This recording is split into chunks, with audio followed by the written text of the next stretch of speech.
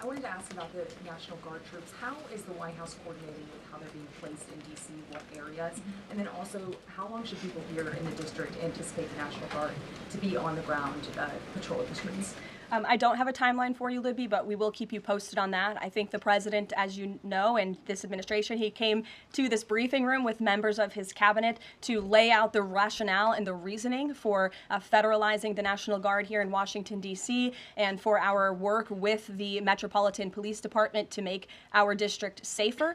We've seen violent crime has taken the lives of far too many residents here in our nation's capital, and the president wants to make it safe again.